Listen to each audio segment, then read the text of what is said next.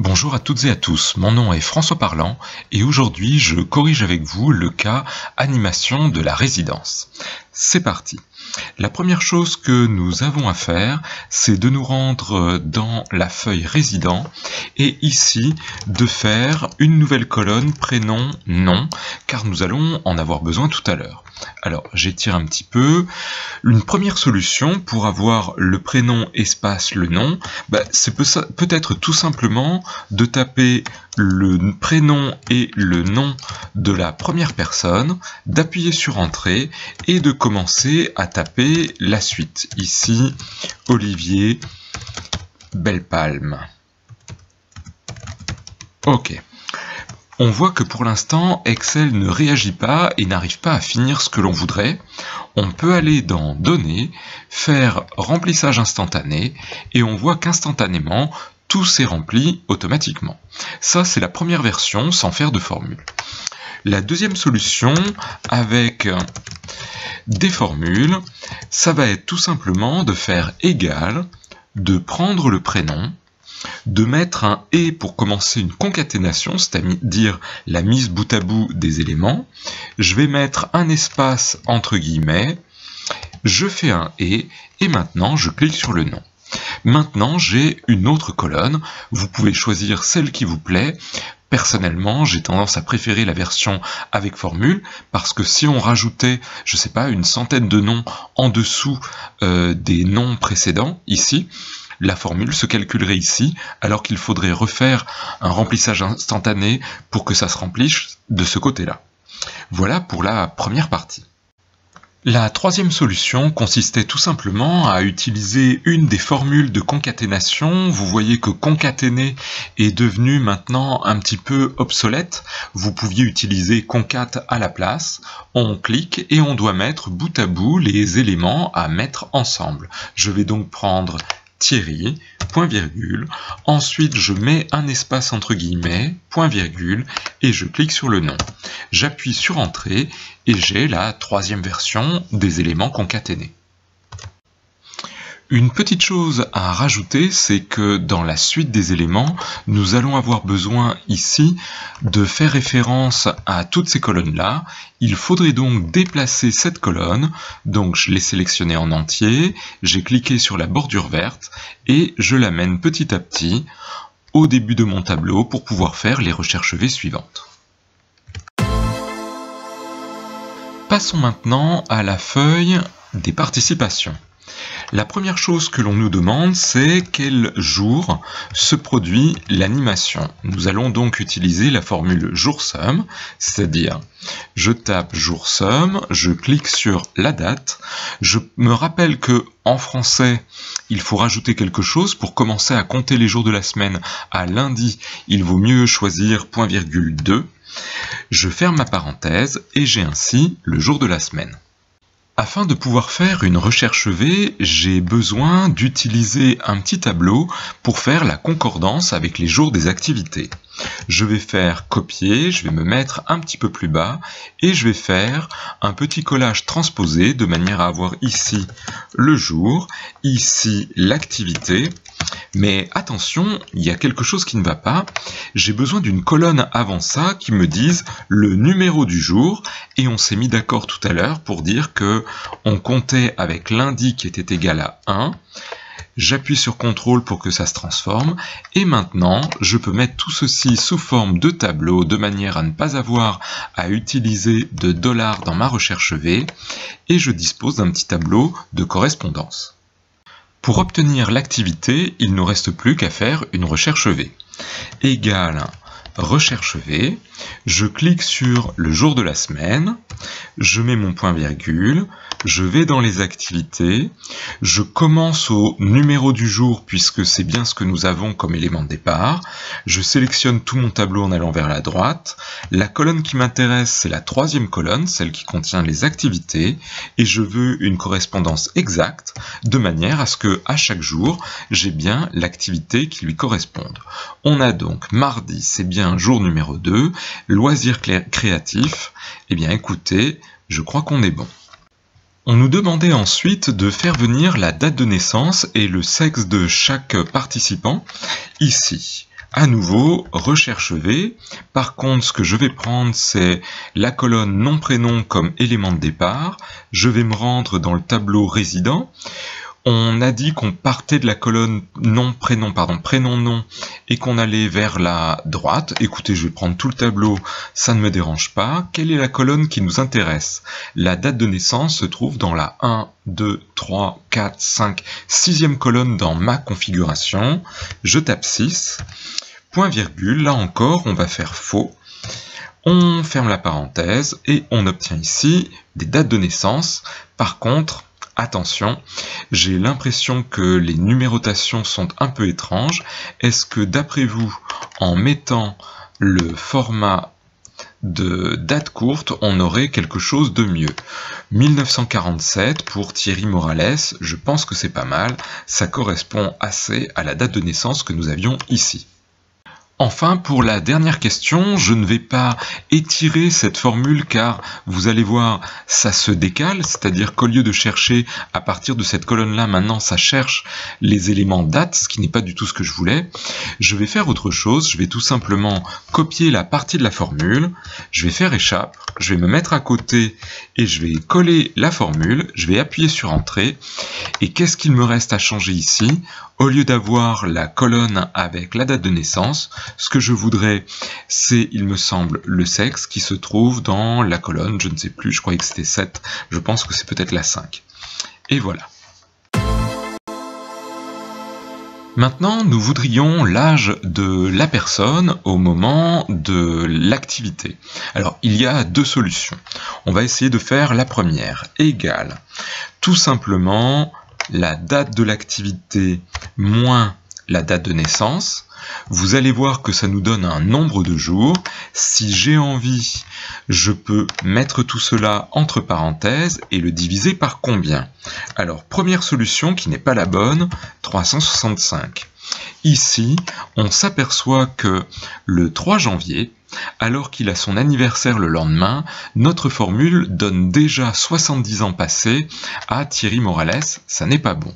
Je vous rappelle que si on a un jour de plus en février tous les 4 ans, c'est parce qu'une bonne approximation, c'est de dire qu'une année compte 365 jours un quart. Et lorsque je mets la bonne approximation, on est bien d'accord, le 3 il n'a pas encore 70 ans, et le 5, le lendemain de son anniversaire, il a 70 ans.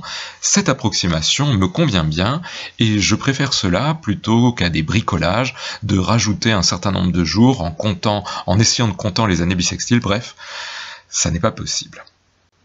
La deuxième manière de calculer l'âge en année entière, c'est d'utiliser la fameuse formule fantôme date-diff. Ne vous inquiétez pas si elle n'apparaît pas, c'est normal. On va prendre la date la plus ancienne, point virgule, la date la plus récente, point virgule, et entre guillemets, le petit caractère Y qui veut dire year en anglais, puisque vous savez que date-diff n'a pas été traduite. Et voilà, nous avons 69 ans avant l'anniversaire, 70 après. Ceci est donc une bonne manière d'obtenir l'âge en année entière. Pour faire le calcul de la tranche d'âge, à partir de l'âge, je vais tout simplement copier ici la liste du sujet et je vais construire un petit tableau de correspondance. Je vous rappelle que si on veut utiliser une recherche V avec vrai, c'est-à-dire approximative, j'ai juste besoin des débuts de tranche et du nom de la tranche. Je vais mettre tout cela sous forme de tableau, un petit peu comme d'habitude. On est parti. Est-ce que mon tableau a des en-têtes? Oui. Ici, je vais taper 18, je vais appuyer sur Entrée, je vais commencer à taper 25, et je ne sais pas si vous le voyez, mais Excel a essayé de continuer la liste pour moi. Il a tapé le 25, le 30, etc. C'est le remplissage instantané. Je m'épargne donc beaucoup de temps. Je fais une petite vérification quand même pour être sûr qu'il n'a bien pris que la première partie et pas la deuxième. Ça a l'air d'être le cas. J'ai donc juste besoin ici de mettre ma nouvelle colonne et de faire une recherche V. Je prends l'âge, que ce soit celui-ci ou l'autre, ça devrait fonctionner. Je mets point virgule, je choisis mon tableau, je veux la deuxième colonne et cette fois, c'est une recherche avec vrai. À partir de là, j'ai bien tous les éléments qui sont remplis. À partir de là, il me semble que nous pouvons commencer nos tableaux croisés dynamiques et les choses devraient se suivre assez facilement. Je clique dans mon tableau, insérer, tableau croisé dynamique. Dans le cas où nous sommes, nous n'avons pas besoin de lire, on fait OK. Et maintenant, ce que je voudrais, c'est par exemple avoir la participation, on va dire par sexe. Alors, je vais prendre, je ne sais pas, on peut prendre ici le sexe pour avoir femme et homme, on peut mettre sexe de l'autre côté, et normalement, on devrait avoir la répartition. Je vais juste insérer un graphique en anneau ici, et bien sûr, je vais faire le petit plus, aller dans étiquette de données, légende de données, de manière à avoir les pourcentages. Ainsi, j'ai réalisé mon premier TCD qui constitue la participation par sexe. Je duplique ma feuille en faisant clic, CTRL et je le déplace et je vais pouvoir faire mon deuxième tableau croisé dynamique qui cette fois va être par tranche d'âge. Qu'est-ce que je dois changer? Avant de faire la moindre erreur, je vais supprimer mon graphique de manière à ce que si j'ajoute beaucoup de données, ça ne fasse pas cracher mon Excel. Une fois que je suis là, je vais peut-être faire le ménage et je vais prendre ici la participation en fonction des tranches d'âge. Je prends les tranches d'âge ici pour les avoir. Je peux prendre les tranches d'âge et les mettre de l'autre côté pour avoir la répartition. Il ne me reste plus qu'à insérer un histogramme. Je ne sais plus si j'avais pris quelque chose d'horizontal ou de vertical. On va prendre ici quelque chose dans ce sens, ça me semble plus simple. Nous souhaitons maintenant réaliser un tableau de bord à partir de ces éléments. À votre place, je pense que je me serais rendu dans la feuille du sujet, j'aurais été dans révision et j'aurais enlevé la protection pour pouvoir prendre l'image qui est là, et je pense que j'aurais copié nos deux graphiques et que je les aurais mis dans une feuille, de manière à faire une petite présentation un peu plus sympathique que ce que je vous avais proposé, et de manière à avoir quelque chose comme ça de présentable. Maintenant, ce qu'il nous restait à faire, c'est ajouter des éléments de filtre. Vous pouvez aller dans Analyse, insérer un segment, et il me semble qu'ici, ce que l'on souhaitait, c'était avoir un segment par activité. Et la deuxième chose que l'on aurait voulu avoir, c'était toujours dans Analyse. Dans Analyse, on a besoin d'insérer une chronologie et on avait dit que ce serait par date. Une dernière chose qui nous intéressait, c'est d'avoir le nombre de participants.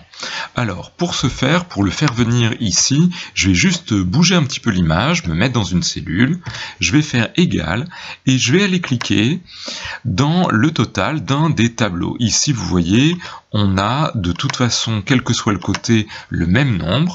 J'appuie sur Entrée, et maintenant je vais pouvoir créer une petite forme d'étiquette, mais si vous ne l'avez pas fait, c'est pas grave, le tout c'est d'avoir le chiffre. Moi je vais juste essayer de le faire venir, je crée mon étiquette, je vais dans la barre de formule, je clique sur ce montant, OK, maintenant je vais pouvoir faire un petit peu de présentation, je masque ceci, et je vais peut-être venir par exemple le mettre ici au milieu pour qu'on le voit bien. Maintenant, nous pouvons terminer le devoir en assurant les connexions. On fait un clic droit par exemple sur la chronologie, vous faites connexion de rapport, je crois que pour vous c'est signaler les connexions suivant votre version. Je connecte la chronologie aux deux graphiques et je fais exactement pareil, connexion de rapport ou signaler les connexions sur le segment, et à partir de maintenant, lorsque je vais cliquer évidemment sur des mois où il y a des données, souvenez-vous, nous n'avons que le début de 2018, je vais peut-être le passer en trimestre pour qu'il n'y ait pas de souci.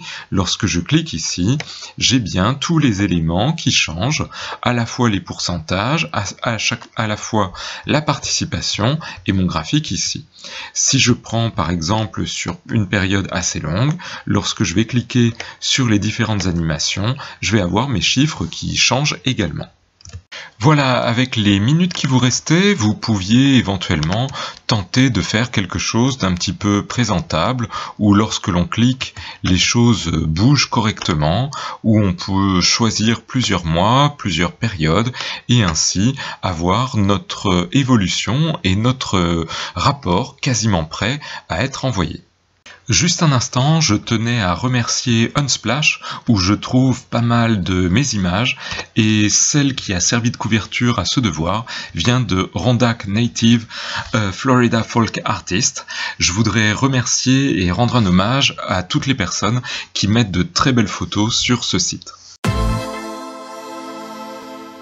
En guise de bonus, et pour nous rapprocher un petit peu du calcul du taux d'occupation dont malheureusement nous sommes encore loin, je vous proposais un exercice tout bête. Imaginons, je voudrais savoir si le 15 avril 2017, il y avait du monde dans mon établissement, et plutôt je voudrais savoir combien il y avait de personnes. Alors pour ce faire, je vais devoir compter quelque chose, c'est donc NB, mais il y a des critères, il n'y a même pas un critère, il y en a deux. C'est donc la formule NB-SciAns qui fonctionne. Nous devons donc sélectionner une première plage, par exemple le début de séjour, et nous allons devoir donner un critère. Il faut que ce début de séjour soit par exemple inférieur. Par contre, je ne peux pas mettre inférieur juste comme ça, c'est du texte, je dois le mettre entre guillemets. Inférieur ou égal à la date qui m'est proposée ici. Là encore, je ne peux pas le marquer directement, j'ai besoin de faire un « et ». Le « et » de la concaténation pour avoir mon critère complètement écrit ici. Donc, nous sommes ici. Lorsque on a le premier critère de rempli, la date de début est inférieure à cette date, très bien, ça va le compter. Par contre, il me faut une deuxième chose. Il faut que ce soit avant la fin. C'est-à-dire que ça, ce soit, point virgule, j'ouvre les guillemets, on va mettre supérieur, je crois qu'il n'y a pas besoin de mettre de égal, mais vous avez le droit de me corriger, à la date qui est proposée ici.